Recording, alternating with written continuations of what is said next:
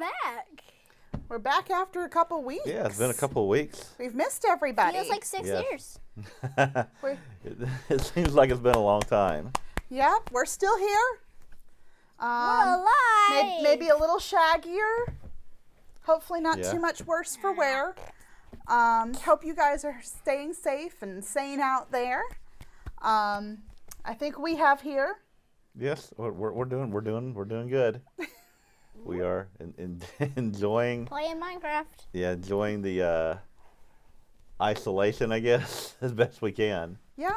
Isolation, it's just quarantine. Quarantine. Isolation is literally just sitting at home. We can go outside to go to the grocery store and play with my metal detector, but yeah. So we've been outside. We put a tent in the backyard. Yep. We've got a metal detector, and we played with the metal detector. I found some kind of candy wrapper. It's really weird. We went on some walks, including a walk around the lake. There's also a lot through of the woods, through the off-beating path. In the woods was very fun. So hope you guys have tried to find some ways, even some creative ways to entertain yourselves and keep yourselves busy. Me myself has created a robot arm and a portable kid's bedroom. Yep. So he's been doing a lot. Yeah, a lot of ways to keep busy. I've been sword fighting people. Well, I think we have a good program. Hopefully. Yes. I'm a little biased. Yeah, we have a good program. Like I said, been a couple of weeks. We enjoyed Passover at home. First and last day of Unleavened Bread at home. Really good services we had from Tyler and from Ohio. Sorry if you can see my socks. And we were glad to have been a part of those services. We just glad you're part of our home, as we are 10 feet underneath the ground here in Atlanta, Georgia. Oh, yeah. 10 feet. I'm not going to embellish anymore. I like to imagine like we're thousands of feet. Man, that'd be a lot of stairs. Yeah, it'd be a lot of stairs. But, 10 feet. We need a go-kart. We need a go-kart.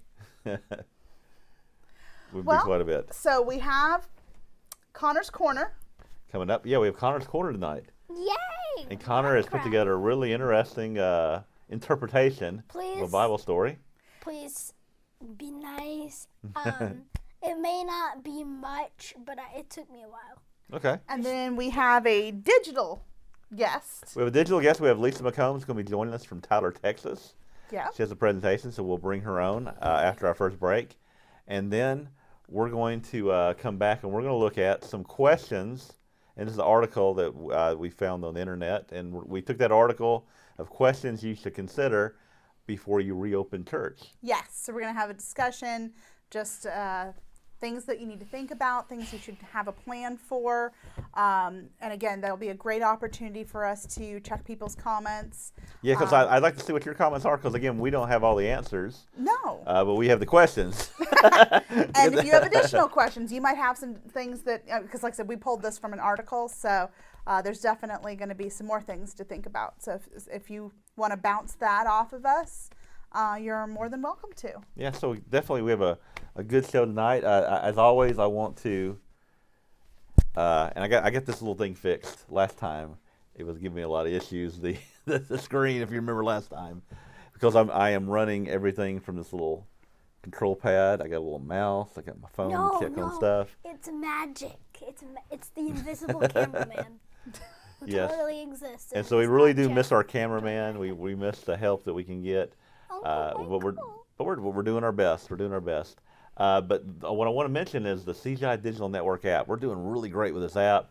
We're getting towards 10,000 downloads. It's really the way that we're reaching out to the world and able to spread the gospel. 10,000?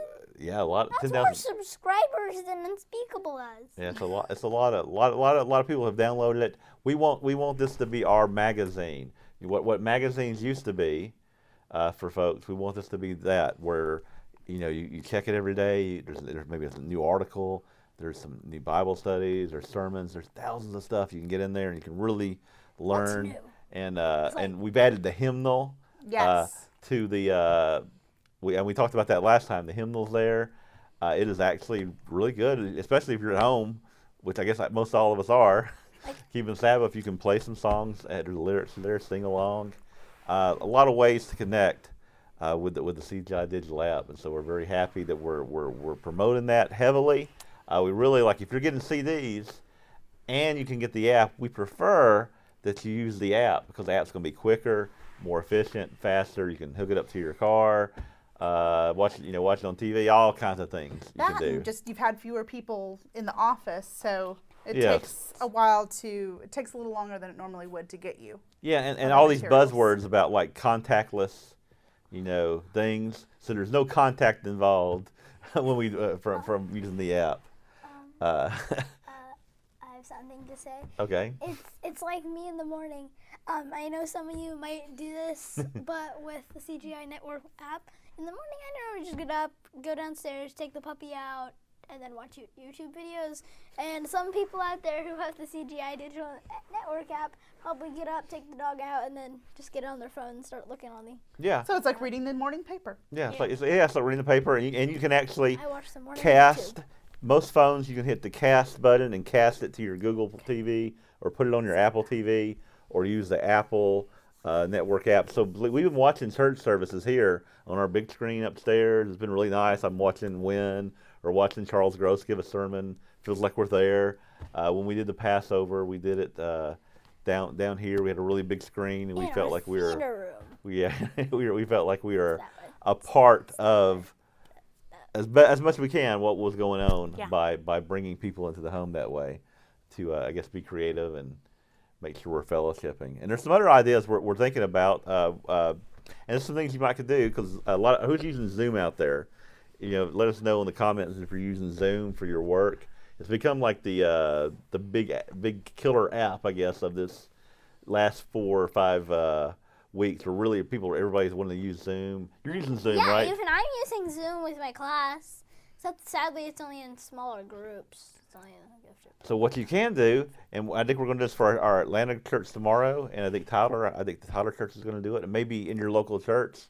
Maybe if you can't fellowship, get together a Zoom meeting and everybody say hello that way. I mean, Are you going to do it for Jackbox?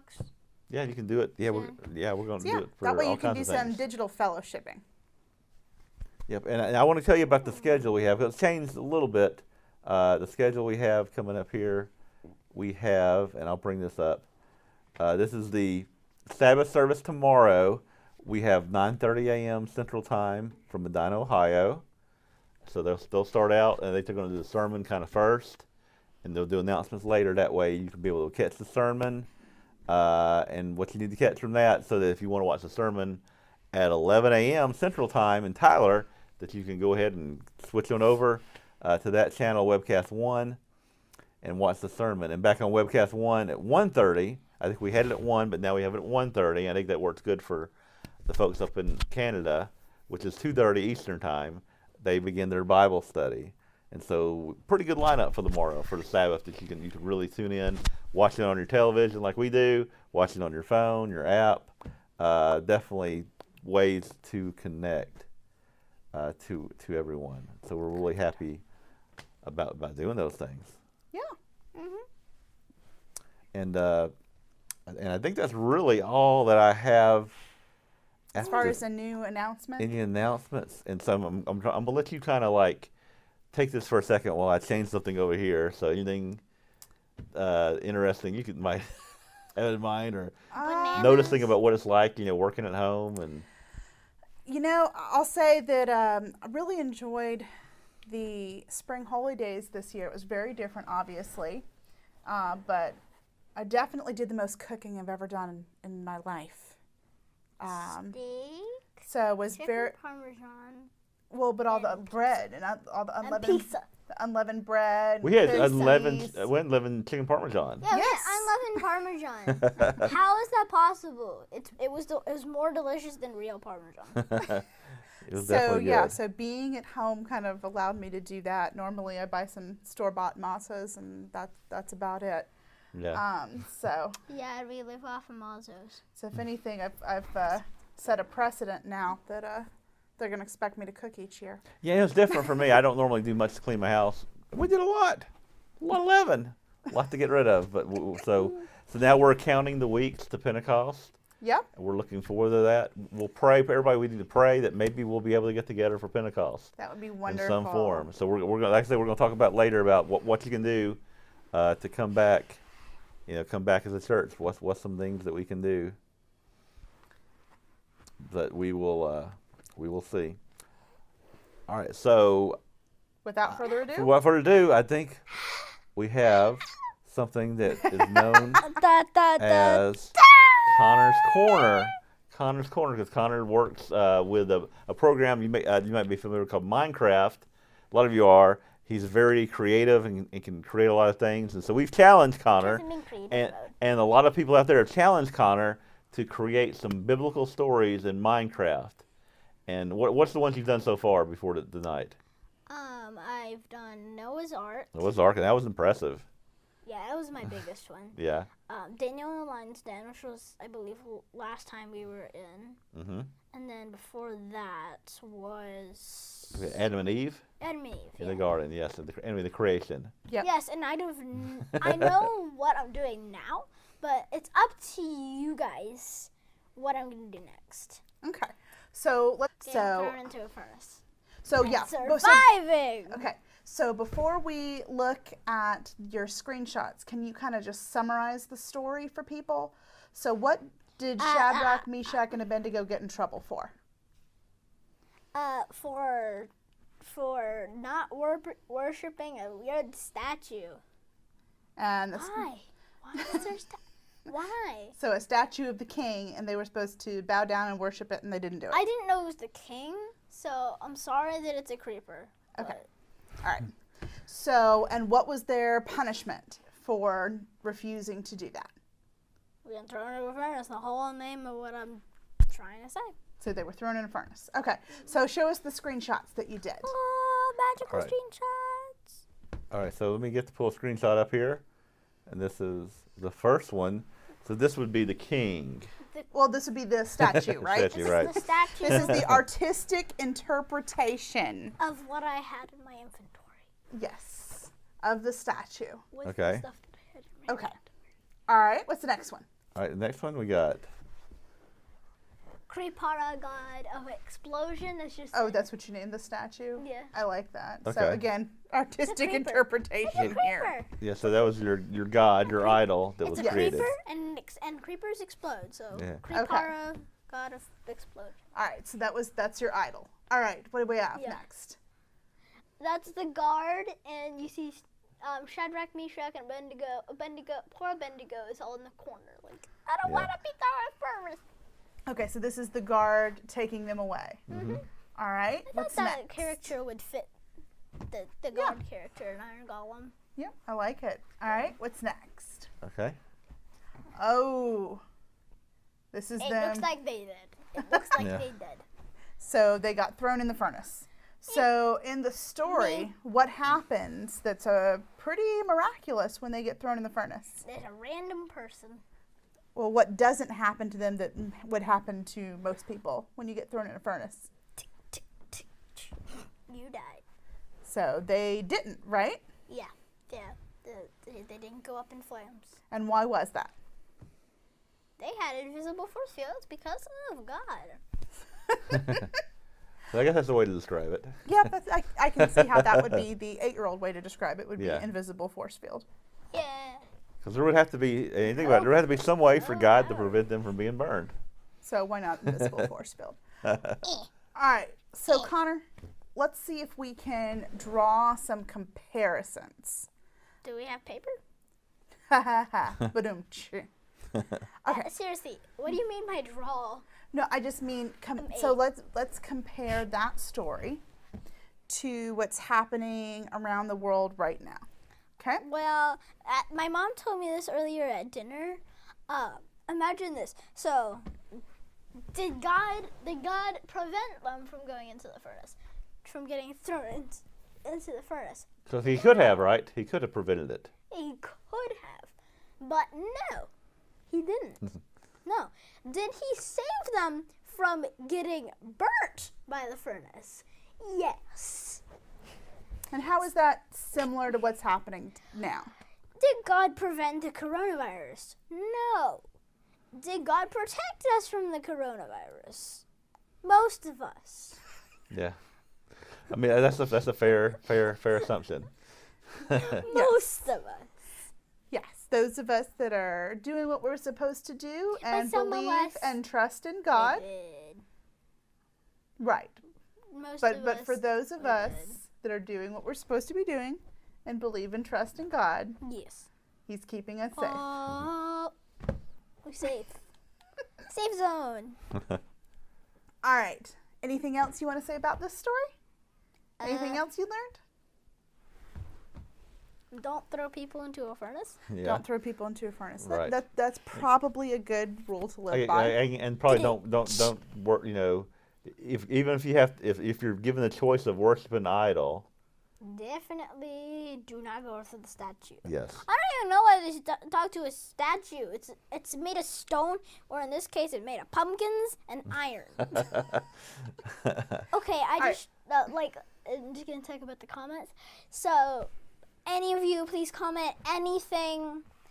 Please don't make it something too difficult. So I know someone said Jonah and the whale, and in my Noah's Ark, if you remember, I said that about the giant turtle. That was meant to be a giant whale that was going to represent the spirit of Jesus watching over them. Mm-hmm. And then, wait, sorry, Jesus wasn't born yet. God, the spirit of God in the ocean. But then it just turned into the turtle. Literally, it just turned into a turtle, and then I just added a shell. Well, someone said, Connor, I hate creepers. And then someone else told you, good use of lava. Mm-hmm. Lava? But lava. It's not lava. There's no lava. Well, whatever the fire was. Fire. Good use of fire. Flint and steel. And then a good example of following the rules of your land unless they are against the laws of God. Mm-hmm. All right. All right. Well, thank Wonderful. you so much, Connor. And yes, please continue to make your comments Okay. of things you'd like to see him do later. So Connor's going to be going away for a couple of months. Yes. And next time, I promise, in Pennsylvania, I have an Xbox up there, so I'm going to be making stuff on my Xbox, and taking pictures and sending it down here. So And Connor is hopefully- going up to Pennsylvania for a while to visit his dad. And so this is going to be his last time on bots for a couple months. Yeah, me and my brother could help. He's really good at building. So he yes, built he a would zoo. very much like your comments so that he can continue making things and sending us some pictures. Yeah. So he can still be involved. I love doing this for you guys. It's amazing. Yeah. And I really feel involved. Yeah. All right. Well, I think we're going to go take a break. What we're going to be doing, and hopefully, because we're here and we're practicing the social distancing, we're keeping to our family unit, but we do want to bring some people in on our program occasionally, and we may do that more and more. As I see a lot of people on the networks are doing, they're all working at home doing the same kind of stuff. So tonight we are happy to be joined by Lisa McComb, one of the founders, beginning of bots from Tyler, which they will be doing next week. Next week we'll be doing bots back from Tyler, Texas. But Lisa has a really interesting presentation about balance. And so we're going to go. We're going to have like a little quick, maybe 15-second commercial, and then go right into. Second. That's a short commercial, and then we're going to go right into Lisa's Up on the presentation. stairs still. So y'all get ready for it. Make your comments. I'm sure she's in the chat. Going to be in the chat to respond, and we'll be back after that here in our studio to talk about some things to consider before you reopen your church. Just some things to think about, and we can maybe discuss. So we'll do that, and we'll be back in just a little bit.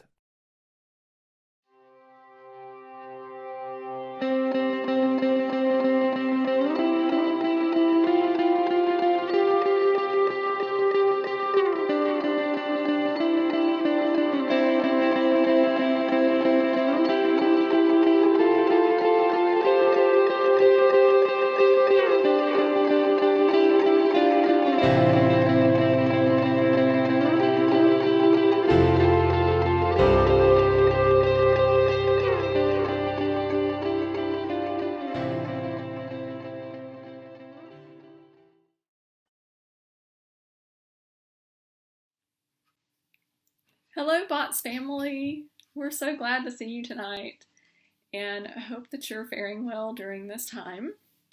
And tonight, I wanted to come to you and talk to you about something that I've been thinking about. And you may have already saw that Jeff actually may have prepared a slide about balance. So tonight I want to talk about balance. And there is a wonderful proverb about balance that I'm going to go over, and I want to keep this really positive we hear enough negative stuff on the news and just want to keep it positive, but have you ever thought about a time where you have to keep balance? Maybe you've lost your balance, or you're trying to catch your balance. So, I know that when I was young, I was really worried about wanting to be a gymnast. Not a professional gymnast, but just be able to do gymnastics like cartwheels and walkovers and back handsprings and stuff like that. So those required a lot of balance. And so I thought about balance when I was a kid. And as I was a college student, I thought about balance in my life, like how many classes to take as opposed to how many hours to work. And there's always a time in our life where we have balance. And I wanted to go over this proverb, Proverbs 11, because it is about balance. And God talks about how we balance things. And he says that the Lord hates cheating and delights in honesty. So God really doesn't like us to try to cheat other people, and he wants us to be honest. And verse 2 says, proud men end in shame, but the meek become wise. So it's always good to be understanding, meek, and just, make sure that people know that you are wanting to take care of them. Now, the integrity of the upright guides them. So I'm going to go on through the rest of these verses all the way to the end and just hit on the positiveness and just think about the good things that we can do through life that will help us to stay in the God balance. So the first one is the integrity of the upright guides them. So we want to make sure that we stay positive and we keep integrity. We're very honest, and we look to God for our guidance. And righteousness delivers us from death. The righteousness of the perfect shall direct his ways, and the righteousness of the upright delivers them. So the next two verses after that, the righteous man is delivered from trouble, and by knowledge the righteous are delivered. So we are directed by God if we follow him. We are delivered by God. We are delivered. So those verses say that we're directed and we're delivered. So always look to God for direction and deliverance. Now the next two verses, it says, the whole city celebrates a righteous man's success, and by the blessing of the upright a city is exalted. So we have some things going on in our cities, our counties, our states right now, and we have seen people make good decisions, righteous decisions, things that are right, and those cities are exalted when that happens. So even in our cities this can happen. God gives a blessing. The next two verses, to quarrel with a neighbor is foolish. A man with good sense holds his tongue. He who is trustworthy is in spirit doesn't spread rumors. So we want to make sure that we're not just idle gossiping as we go through this time. This person, they weren't wearing a mask. I saw a meme the other day, a friend of mine posted, and he says that if you told the police about your non-mask wearing neighbor, then you did the right thing. And I mean, what good does it do to tell? I mean, it's just, you know, you just pray for that person if it really bothers you. Also, the next verse, without wise leadership, a nation is in trouble, but with good counselors, there is safety. Now, a lot of people have had negative things to say and positive things to say about the leadership of this country in different political parties and different times. But I just am relishing the fact that the leaders of this country are hopefully going and looking for good counsels. And I know for a fact that the president and some of the people are actually asking, you know, God. They're praying. They're asking their spiritual leader, their spiritual consults, their counselors, and there's safety in that. I mean, God has this situation under control. So we really need to let our prayers be with the leadership of the nation, and that they actually find good counselors for safety. We're down to verse 16 and 17. It says, a gracious woman gets honor, and a man who is kind benefits himself. I love that. It tells us to be gracious and kind. So be gracious and kind. No, verse 18, 19, and 20. 21 and 20.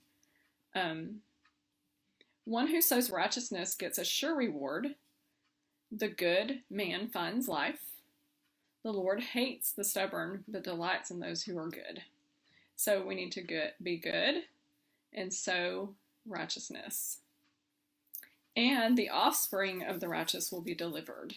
So not just yourself, as we talked about earlier, being of deliverance, but your children and your children's children.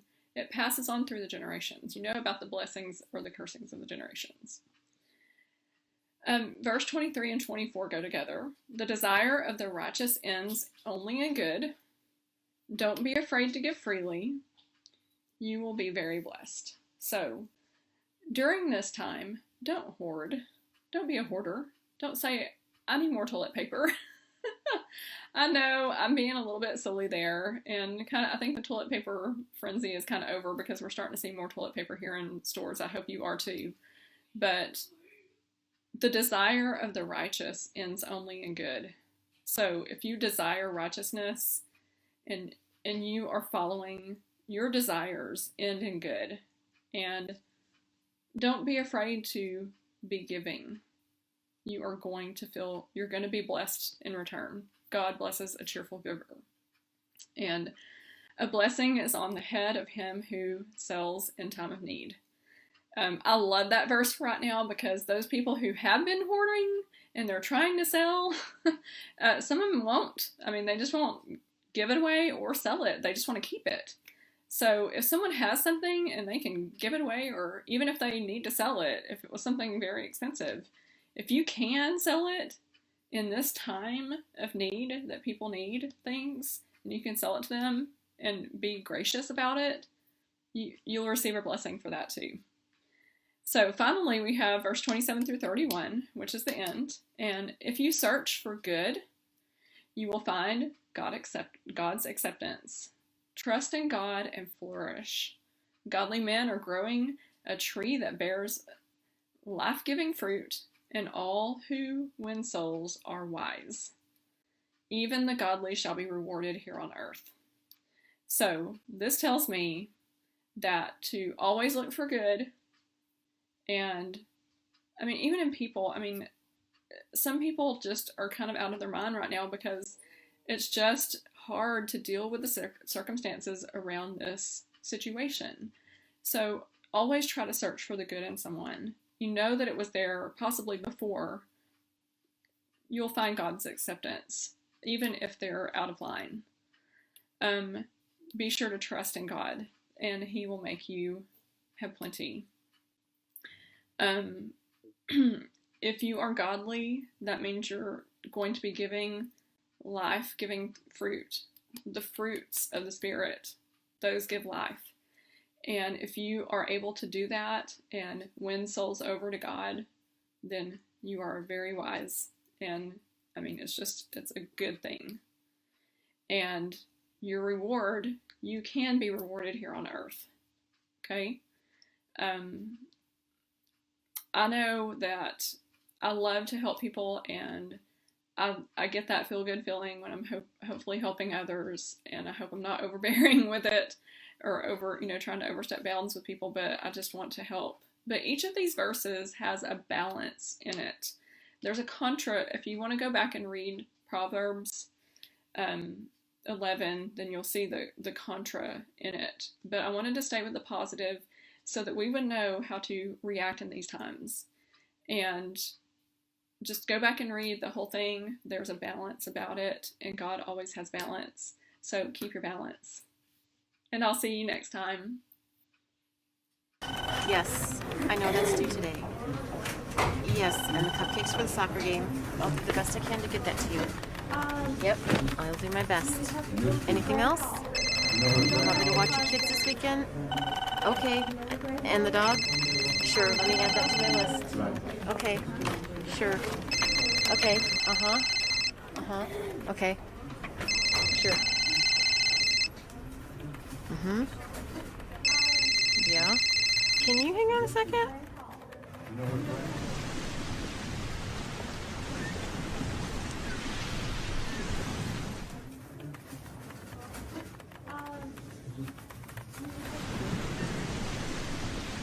I gotta go.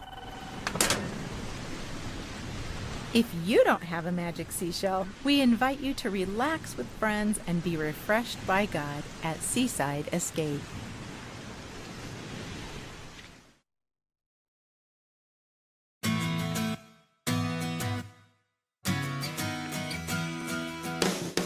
Wish you could have a day at the beach? Time with girlfriends for laughing and sharing.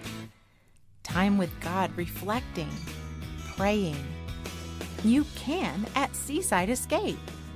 It's a retreat where you'll have time with girlfriends, time with God, time for relaxation and refreshment. Join the women at our church at a sparkling, splashy, beach-themed retreat. Seaside Escape.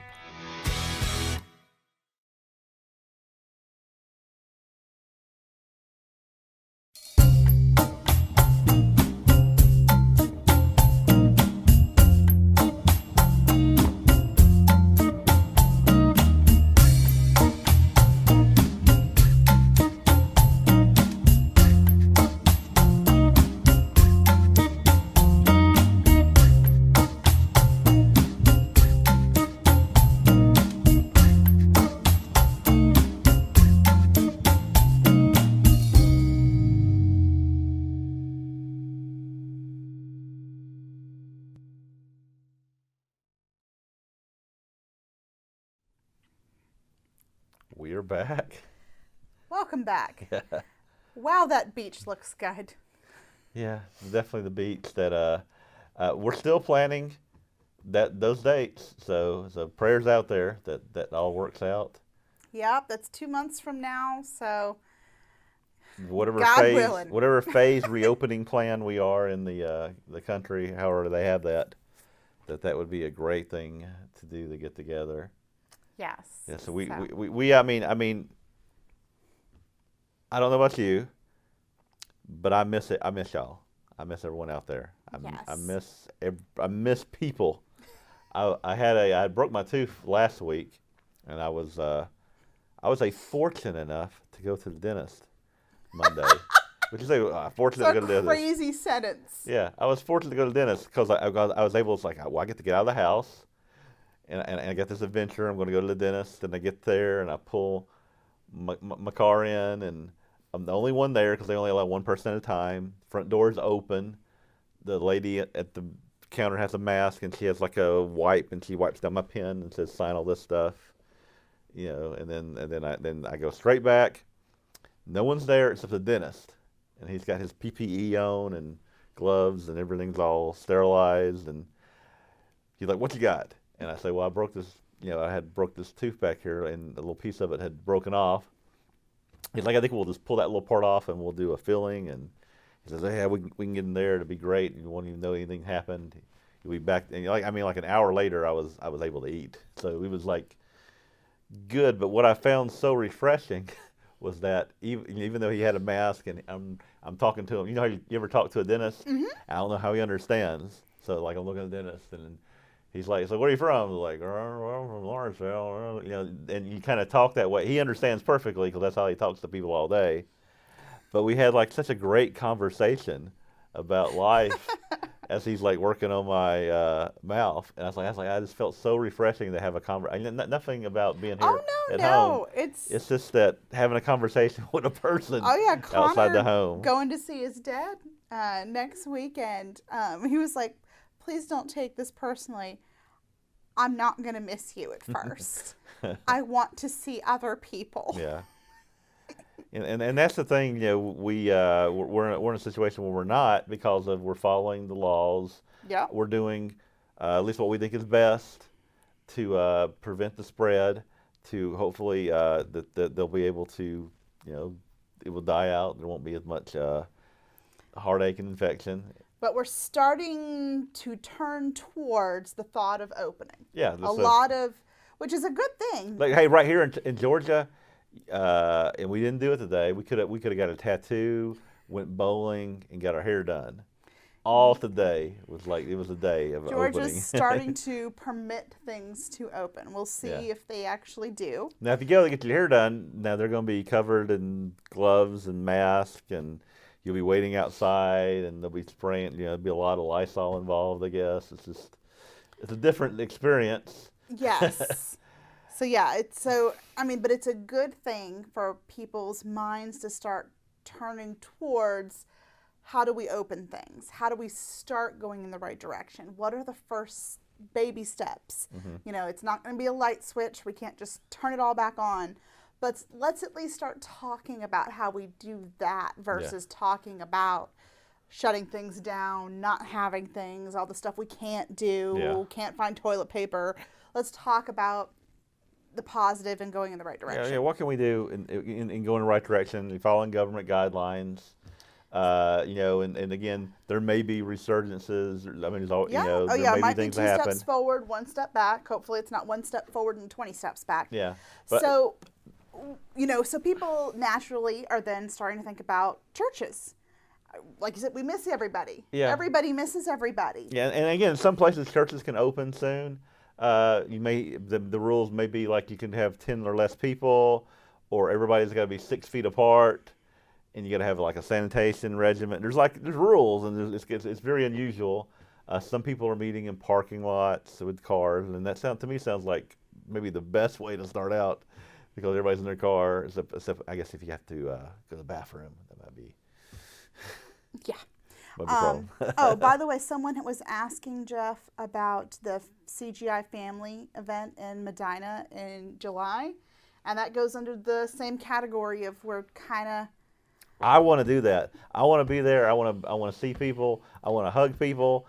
I want to be a part of this.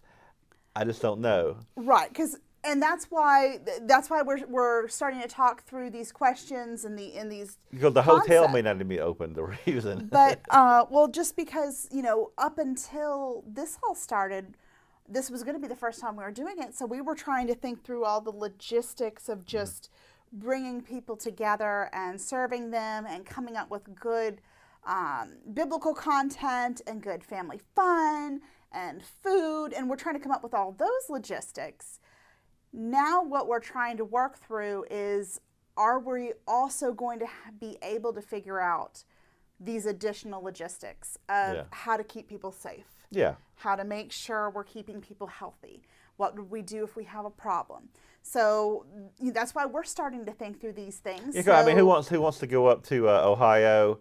You catch the disease, and then you're stuck there 14 more days. Right. And I know I personally have been to feasts several times where if somebody brought the crud with them, a lot of us are taking the crud home with us by the end of feast. It does seem to spread quite a bit. Just because we have people spending time together in close contact, and hugging and hanging out. And so if we can make it happen, it will happen. Yeah. So here I want to look at the scripture first.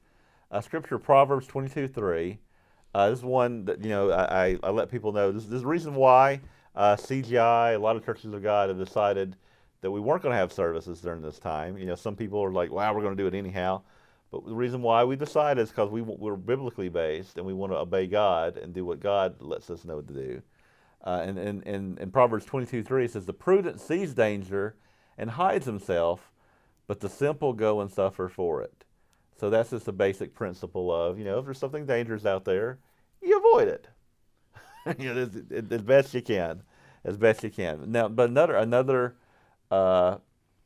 scripture that is also important to remember in all this is Philippians 4, verses 6 through 7. Do not be anxious about anything, but in everything by prayer and supplication with thanksgiving let your requests be known to God, and the people of God, that's us, which surpass all understanding, will guard your hearts and your minds in Christ Jesus. So we may be going through, people have gone through this throughout history. We live in a really good time, a safe time. We haven't lived through plagues. Now we're living through a plague. How do we, as the people of God who are spoilt by our technology, and we think we're better than all this because we know how we can handle this, maybe we don't. How do we deal with this? And the key is faith in Christ. He's our Savior. Kind of puts us back in our place a little bit, yeah, huh? that is the number one. Kind of like, nowhere to this extent. But, at the end of Job, well, who are you? Mm-hmm. You thought you knew everything? You thought you had answers to everything? Yeah. You figured you could whisk anything away with your medical knowledge and your internet and your everything else? Yeah. Yeah. So we are definitely in a humbling time. Yes. Right now, a time where things have changed within a month. So much has changed. So here's a picture I want to show you. This is like a picture of average church. Remember that? Shaking hands, hugging each other. Yeah. Yeah. How are we going to get back to that? Because we can't not do that, right? We have to get back to where we are. Yeah, the answer can't be that'll never come back. Yeah, that would That's be not okay. the wrong answer. So again, about being safe. Things we know. Noah stayed in the ark. He didn't go out and swim with the fishes. I've seen some memes about that. Right? They stayed in the ark until it's safe to get out. Understand that. And again, Jesus tells us not to tempt God, which means that we don't want to put ourselves in the harm's way. Right. Shadrach, Meshach, and Abednego didn't throw themselves in the furnace. No. Yeah. Yeah, so we don't do that. God protects us when we're put in situations. And then we have the quarantine principles in Leviticus, and some people say, "Oh, well, that means for you quarantine the sick, the living. Why are we all quarantining ourselves?" And again, the principle is there's people that are sick that are over here, and the healthy people live in this community. So what you want to do is get the sick people away from the community. And when you can't tell who the sick people are, you got to protect your community. Yeah. Yeah. Again, and that's using those principles, and that's some good principles. All right. So I found this is an article that was shared online. It was by the name of guy Ken Brady, and it was 24 things. We're not going to look at all 24 things because they apply differently to different churches, but things to look at that may be relevant to, I guess, the Church of God International as we make our decisions. And again, we have an executive board, very wise executive board, who are making decisions about what's best for our. And then all kinds of churches of God. And all kinds of churches of God that are out there that we are all a part of.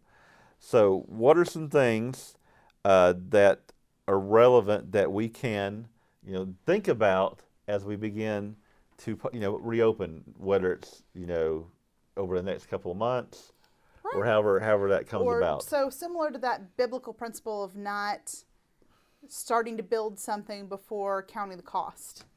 I think I kind of think of that if you're going to open back up and you're going to take that responsibility to invite people in, how have you accounted for the situation that's going on so that you feel good about keeping your people safe? Yeah. All right. So let's go. I'll take the first question, and then we'll go back and forth reading it. Okay. The first one is what adjustments will you make to the and this is to the Passover, baptisms, and your choir ministry. Well, we obviously made some big changes this year to Passover. We did the Passover. Now, say for instance in the future, because with Passover, say, because again, this may be around, there may not be a vaccine or a treatment next April. It may be under control, we may be able to isolate it, but you know what? Do we pass around a plate where everyone's grabbing from the same plate, or do we break it and separate it, or is there different ways to do that? Right.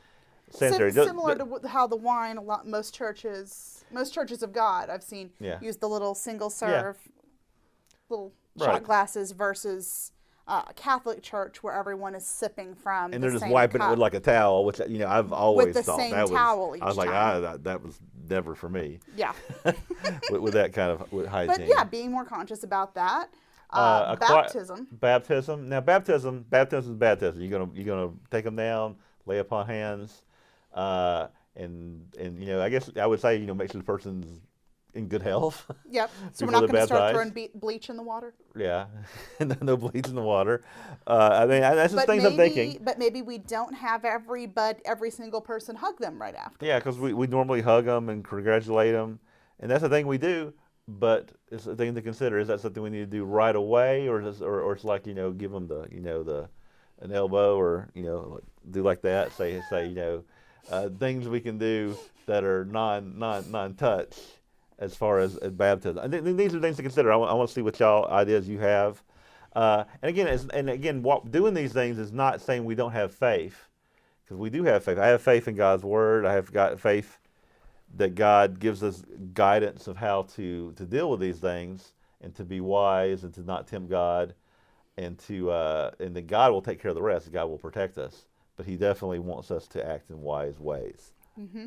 All right, and also a choir ministry, because I guess choirs are all close together and stuff like that. Well, and multiple they're all people, singing, and they're all. all. I think also multiple people trying to talk into the same microphone. Yeah. So those are interesting things to consider. All right, and again, I don't know if we have the answers. You think about the answers. If you have some ideas out there, give us some of your ideas, and we'll definitely read them. The next one,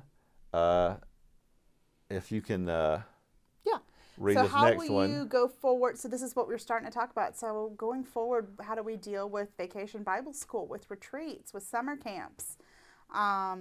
I know you said, which church was it that you said had already made the decision not to do summer camp? Yeah, I think it's one of the bigger churches of God. I'm not sure exactly which one. Maybe a couple have decided to cancel all their summer camps already, and probably some others have canceled. There's a lot of summer camps that I've already read are canceled from a lot of other churches around. We have Vacation Bible School. A lot of churches of God will do that. A Vacation Bible School for a community. I think Camp Outreach does that for a community. Right. So those are things. I know some churches that have already purchased materials are going to try to kind of treat it like the digital learning. Hand out the materials or mail them out to the kids, and then do the digital Zoom meetings or things like that. Yeah. So that's a thing to think of, and what we're doing in Ohio is this. I guess we're going to go by, well, what does Ohio say? Yeah, step one, if nobody's allowed to travel to Ohio and no hotels are open, then that kind of... If Ohio says, okay, you can have meetings, but you can only have 50. All right, so can we do it? We'll just do it with 50, and we just make sure we're sanitized, everybody there's healthy, and we're doing it. We're trusting in God for His protection as we're doing the best we can to be protected. There's different ways to approach these things. Yeah. If we decide to do it, or we cancel and we push it off to another year. Rain check. Or rain check on things. Things we don't want to do. No. Don't want to do, but it's things to consider. All right. So the next, is a physical pass the plate offering a thing of the past? Now this is something that we normally don't do in churches of God. We do it during the holy days. We pass the plate. And then we do have some church CGIs that I've been to that they have a part of their service where they pass the plate around for offering. So and that's perfectly fine, whatever liturgy you have decided to put together in your church. But the thing is, passing a plate is passing something. Passing germs. Yeah, passing germs. Whereas the independent group here in Atlanta, I know they always have had just a basket in the back where you put your envelope or your offering and and we've got separate Holy Day envelopes. So yeah, and that's what we do most. So that's a simple thing to just cut down. And we had like I think a record number of people who gave their offerings and their for the Holy Days in our app. Yeah, our app is that's a a completely very touchless. convenient way to touchless. Hey, I'm donating. I do it real quick. Here's the donation. And again, when your donations, they pay for the app. They pay for all the evangelism that we're doing. Because we're doing a lot of evangelism during this, and people need a lot of evangelism. Especially right now, this. it's allowed. That actually allows money to get to churches quicker, because the mail is running slower. Mm-hmm. If your church isn't open, then someone going to pick up the mail at your church to get the envelopes and then take that home and process it. And person with the envelopes, I'm sure they have a glove zone. And they may be wearing a mask because they're opening mail. They don't know where it's come from, and they're going through. I mean, it's those concerns. I know. Here we have to make an appointment to go to a bank. Yes. So yeah. So if your church has a way for you to digitally give money, that's a easy, convenient, and efficient way right now. Okay, and then then the next one. All right. So, what are you doing now to sanitize and sterilize your church buildings? So, church services starting in an hour is not the time to start thinking about this question. Yeah. Now, I mean, just like schools, now when they send the kids home, that's when they're doing the deep cleaning, the sterilizing. And obviously that becomes more of a problem for all the groups that don't own their own building. Yeah. Yeah, so again, CGI, we have some churches, we have our own building. And again, a deep cleaning is always a good thing to do. It's just a good standard biblical thing to do. I think if you ain't been there for a while, it's probably free of any kind of viruses and just stuff. Might be dirty, but you do want to sanitize the building. I guess bathrooms or definitely where a lot of germs are passed anyway. And some churches I've heard are not even opening their bathrooms when they first started up. So that makes things difficult. Go before you come. That's going to be a leap of faith. Yeah, that's definitely a leap of faith without bathrooms. But again, what are you doing to sanitize? You have a plan to sanitize. And so obviously you shouldn't be opening your church if you're not able to do that. I know here in Georgia I was making that comment of, some places being allowed to begin opening today. And my question was, I still can't find Lysol or Clorox wipes or paper towels. I have some Lysol I ordered on Amazon. I got in there and ordered 4 bottles with no date. So whenever they get some, they're going to send us some. So, my question was, what magical store was opening today that allowed all of these businesses to get what they would need to keep their employees safe and to, follow the rules for patrons. So, obviously make sure that you can do those things as far as cleaning and sanitizing. Yeah. All right. So the next question is, are you going to continue offering children's church? So are you going to continue to offer children's church? Because obviously children are not the best at keeping their hands to themselves. Well, here's the thing about children, and what happens, part of our natural immune system, and this is kind of like God's design. Children will just pick up stuff off the ground and put it in their mouth, and they'll rub, and you'll be like, what are they doing? And they're in the dirt, and they're touching stuff, and they're doing that. But they're developing their immune system. So they actually, by doing all that stuff, they're developing a strong immune system to all the stuff that they're now coming in contact with, and their body's like, what's this? We got to start working on stuff to protect against this. And what's this? So it's natural for children to do that and to touch things a lot. Now, but when in the case of where now they could get something like coronavirus, which if they were to get it to grandmother who may be older, that could be unfortunate. Yes. So just like you want kids to be curious, you want kids to try things and figure them out, but you don't want them to stick a fork in a electrical socket. So yeah, how do we keep kids? I mean, it's hard when kids see each other for the first time after this. I can't imagine taking Connor to church and telling him, don't hug your friends, don't sit close to them, don't go play on the playground with them, just come sit here by me and stay 6 feet apart. That's gonna, I think, would be harder on him than just staying here. Yeah, it's definitely hard. I mean, again, like even the playground at the park we went to had yellow tape all around the playground because they just, it's a major touch surface, and Yeah. and that's it's part of like the considerations of like how do these things spread. So it's a thing to consider, right? Yeah. Another one is we'll bring it up here. So are you going to continue hosting special events? So again, the independent church here in Atlanta was kind enough to let us use their building and their grounds for our wedding in November. And I'm eternally grateful for it. Oh, And yes. I'm also eternally grateful that we didn't plan that for next week. Yeah, and again, I feel for a lot of people who are having weddings like now because they're doing it. Basically like we're doing bots. Oh, yeah, so here's a video. We're getting married. Y'all all watch. Yep. But we're still getting married.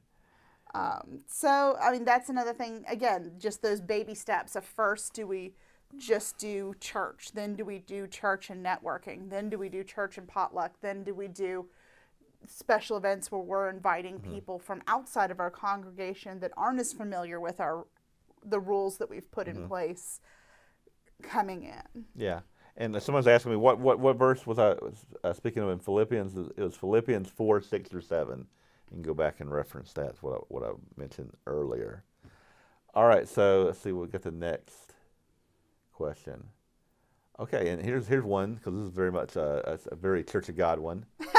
Very near and dear to your heart. Yeah, very or to my stomach. Will you continue potlucks immediately? So that's a question we have to ask because the way I think about it, like they're allowing restaurants to open Starting Monday. And we've been able to get some takeout food from restaurants, and they've been good. Yep, but again, takeout is a little more structured, very few hands touching it, following rules about cleanliness. Yeah, so and in restaurants, they're not allowing salad bars or buffets Right now. right now. Again, and you know me, a buffet scares me already because Yes. it is a breeding ground of bacteria and whatever else is there.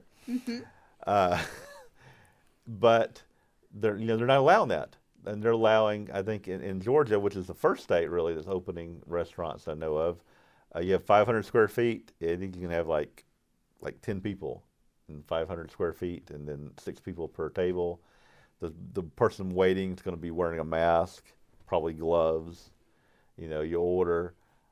Probably they'll figure out ways that you're not handing them cards anymore, and you're probably just paying on your phone or something with an app to payment, so everything's contactless. A very bizarre, like dystopian. Like I'm like watching a science fiction kind of thing. Right. But so potlucks are basically buffets. So maybe it's if you trust people to, obviously not cook things if you're sick and to be careful, then maybe you have one person who's dishing up everybody's plate and wearing gloves versus everybody touching all the same utensils. Yeah, and that's good food safety anyhow. Person, you put on gloves, and when you put on gloves, and I worked in food service for 20 years, you don't put on gloves and touch your face. Because I would work with folks, they put on gloves, they touch their face, like take off the gloves, wash your hands, put on new gloves. That's not the way gloves work. But if you follow like basic hygiene with a potluck, maybe there's things to consider. As if you do potlucks, or maybe not do potlucks. Maybe you just want maybe that's get together. step 4. Right. I mean, again, like the models are putting out there is like people's going to come to church, Everybody is 6 feet apart, waving to each other. There's a service. We have one person that's going to pour all the coffee. They better be really good at following directions on how much cream and sugar I want. Yeah. That, or do we just need to go, BYOC and bring Yeah. your own coffee in a travel mug? Yeah. Again, these are things to consider. I'm interested to hear what y'all think. Again, we put our faith in God. That if we make mistakes or we do whatever, God's going to protect us as long as we do our best to protect ourselves and do things that are wise. And that's what we're looking at. Is like, what are some things we can do that we can have church, make everybody feel comfortable. Again, and I think a lot of churches won't even have some of the older, and I hate this, the people who really need church, some of the older folks who are sick and need church are the ones we're saying, well, maybe you shouldn't come to church, and that makes me sad. Yeah. Makes me sad. What's the next one? All right, if we have another one, see. All right, this is another one. Okay, do you want to read this one? Yeah. So what's your strategy to clean and sanitize your church in real time? Which is, again, important for churches, groups that don't own their own building.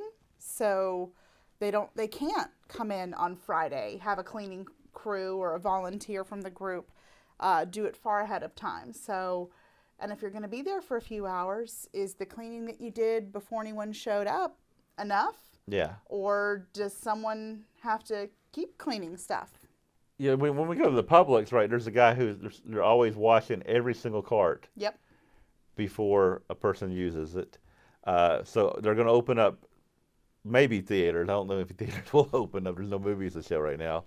But if a theater opens up, the rule is that every single seat has to be thoroughly cleaned in that theater between movies. And I'm like, you have 16-year-olds, people working at I just don't see that happening. People working at the theater can't even clean their own bathroom or room. Yeah. Yeah, what I'm saying is that's a lot of cleaning to clean.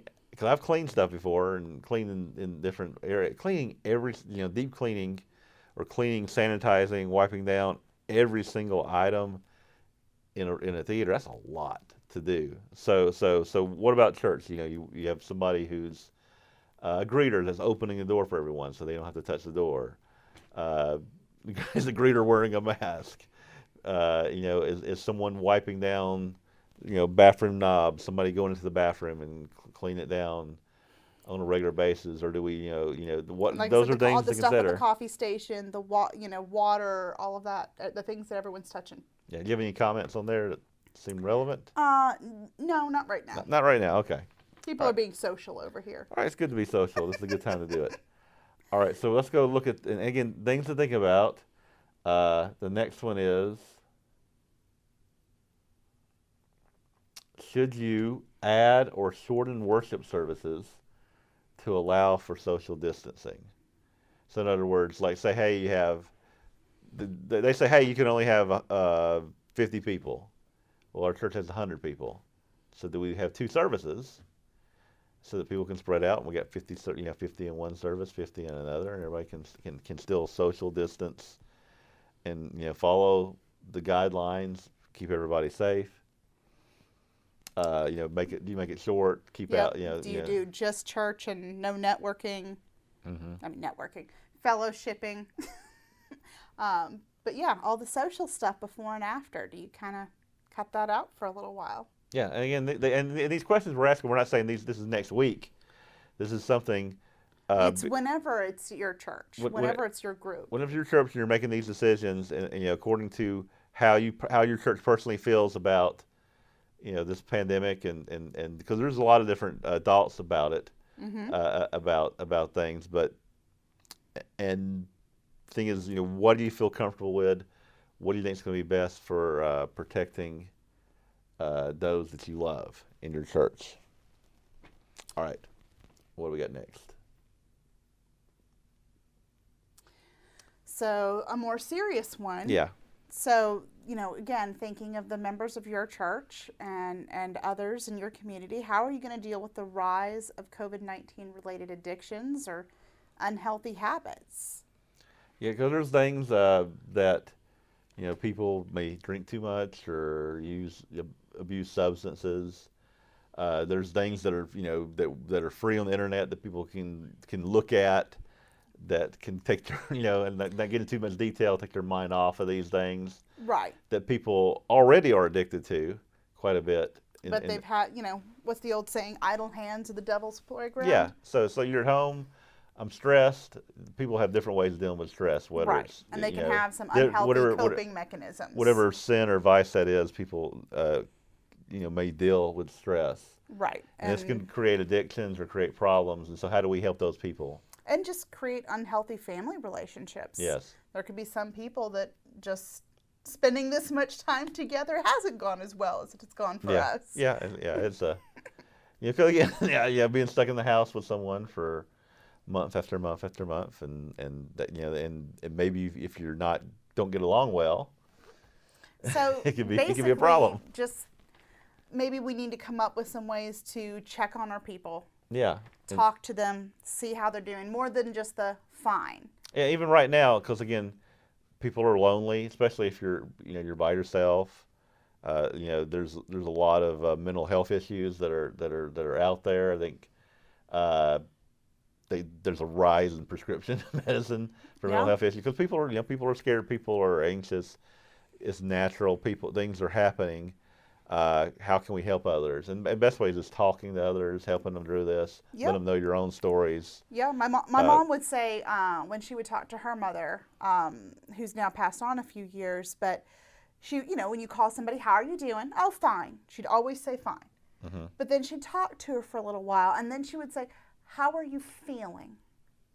And after talking for a few minutes and wording it differently, that always got a different answer. Yeah. That's when she would actually start talking about how are you feeling, and what issue she was having, because she lived by herself until she was 92, before we would get her to even go to an assisted living place. So anyway, actually talk. Don't just say, how you doing? Fine, and think you've checked on someone. Yeah. People need a little more checking in right now than that. I have a comment. Somebody says, Darlene here says, with social distancing, someone may have to sit in the front pew or the front row. Oh, God forbid. Yeah, because a lot of people do not want to sit there. There's always a space there. All right. Let's see if we got another. Or is that? I think Nope, that was that's it. That's All it. right. So again, is that everything? No. And again, Did you know, we give all? Do we have all the answers for everything? Here's where we want to be. Yes. Friendly, church, back to normal, kind of feeling. I don't know. That woman in the back right looks like she might be ready for some social distancing in the What's picture. that right there? Yeah. Yeah, I don't know where she looks a little apprehensive, but it's just a picture.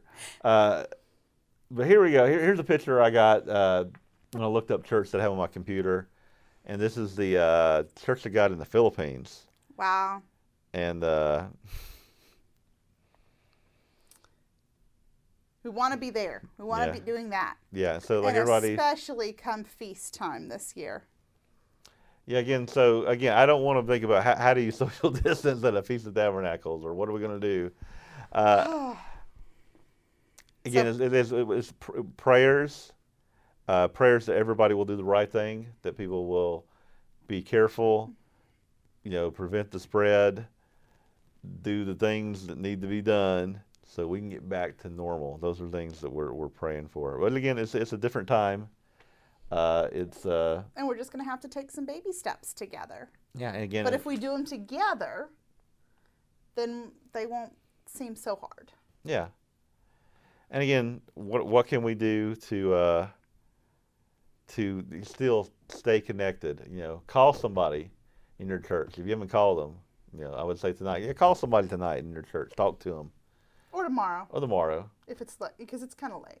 Yeah, kind of late some places. But connect.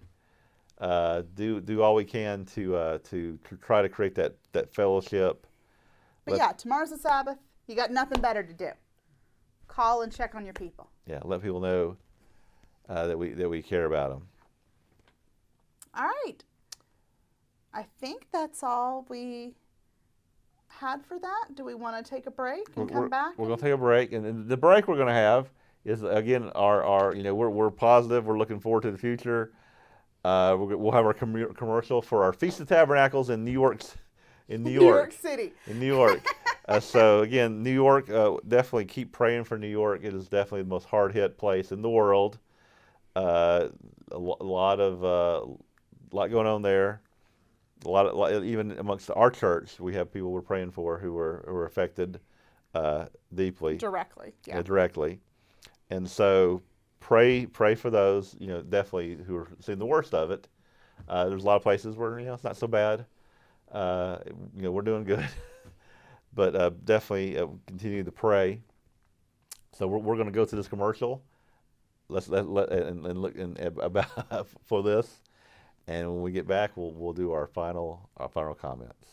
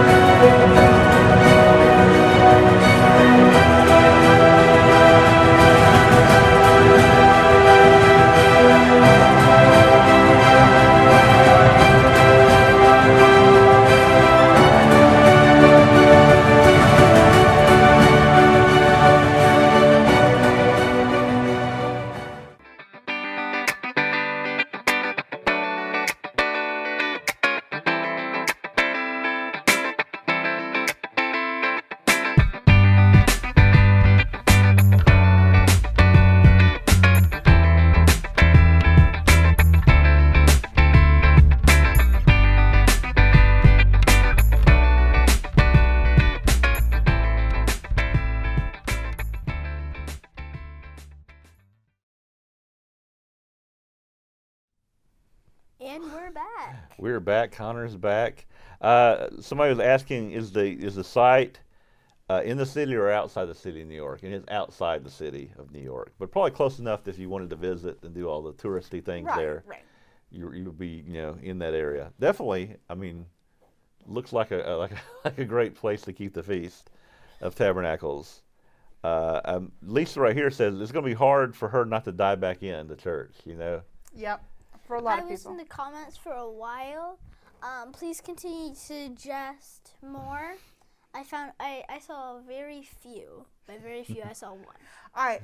So again, this is going to be Connor's last time with us for a couple months. Me and my brother will very much enjoy building it. And I know my brother will definitely say yes. He doesn't really care what we're building. He just loves building in Minecraft. All right. Okay. But if you would, make sure you say bye to everybody and tell them you'll miss them and see them in a few Bye. months. See you in a few months. I know you guys will probably do bots once or twice. Oh yeah. We'll do like it. 5 or 6 times. We'll do as much as we can. And hopefully we'll be bringing some guests back in, and we'll be getting back to normal as quick as we can here. Yes. So again, thank you for joining us Yes. tonight and being part of your Sabbath evening. So may God bless your Sabbath. Good Take night, care. everyone. Goodbye.